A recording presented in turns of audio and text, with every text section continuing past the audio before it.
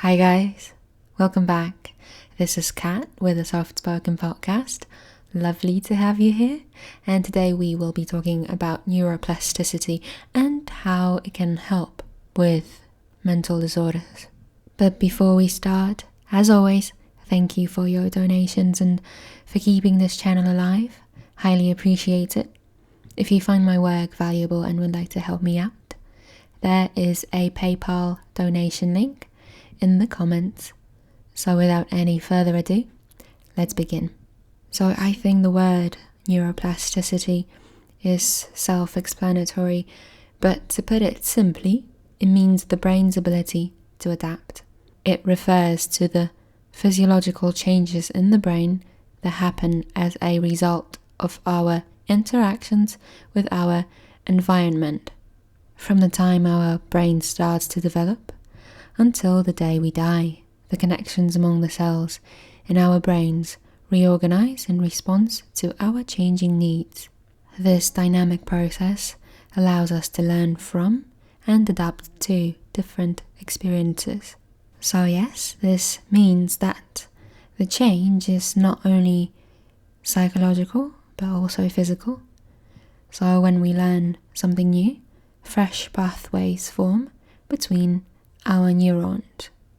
There is another term worth mentioning very briefly, which is neurogenesis, and that is the process by which new neurons are formed in the brain.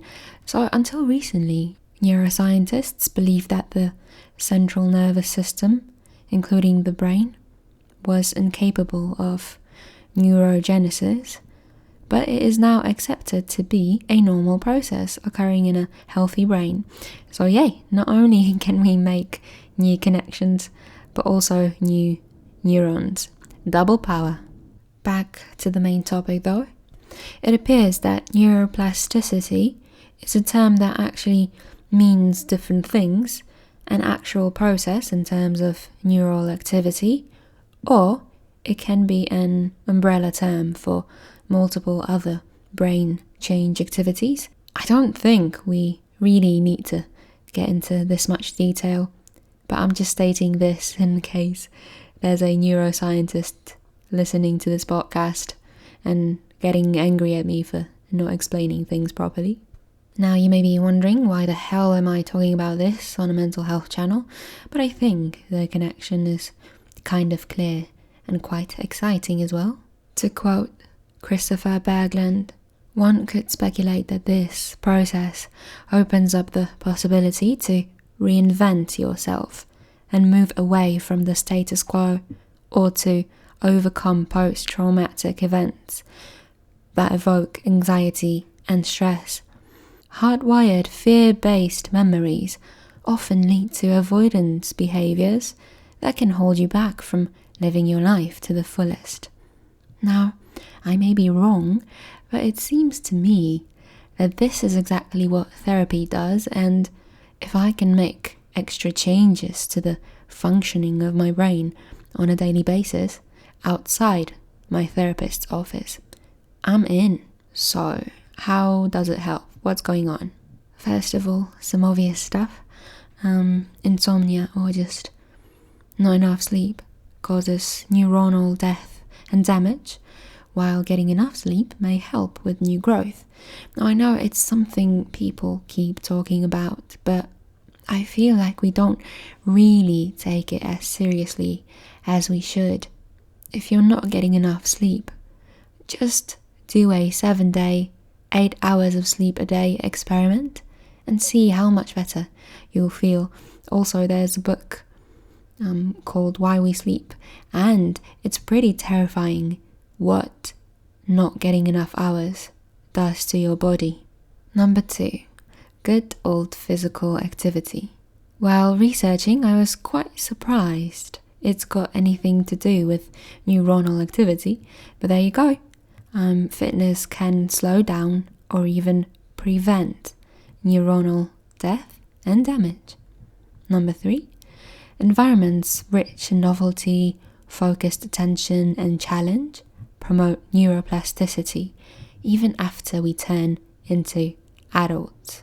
So the logical conclusion would be that if you suffer from a mental disorder, stepping out of your comfort zone and exposing yourself to the outside world will help with rewiring. I'm totally making this up and it's just a guess on my part, but it does sound like the behavioral part of CBT helps with that.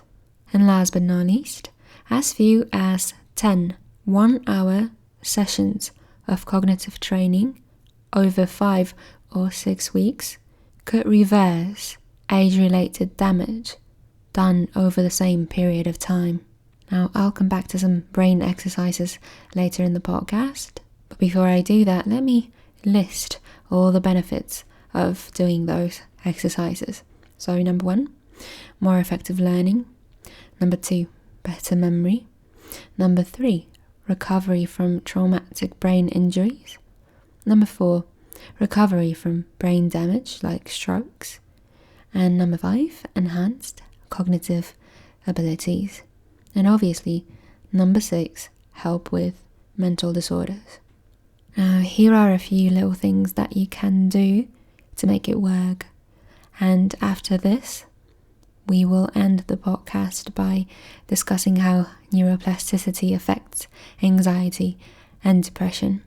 Number 1, traveling. Yay! By exposing yourself to new environments and experiences, you create new pathways in the brain. Number 2, learning a musical instrument. Now, this one can increase connectivity between brain regions and help form new neural networks. Number 3, reading fiction increases and enhances connectivity in the brain. Number 4, non-dominant hand exercises. Pretty much does all of the above. Number 5, creating artwork.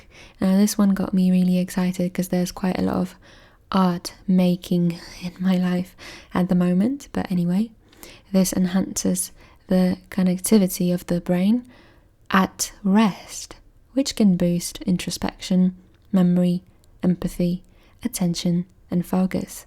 Number 6, dancing. I never knew that, but supposedly it reduces the risk of Alzheimer's and increases neural connectivity. Number 7, sleep, but that's obvious and already has been mentioned. So as for neuroplasticity and depression/anxiety, it goes both ways. Now, mental issues, unfortunately, cause actual damage, encouraging unhealthy pathways while discouraging the healthy ones. And good news is you can stop or even reverse that process, but it's going to take time. And on the bright side though, day-to-day activities can have a noticeable effect on the brain.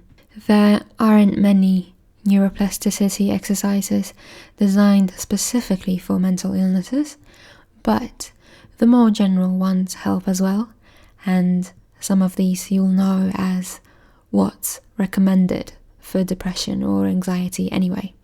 So, number 1, memory tasks and games. Number 2, learning to juggle, that's interesting.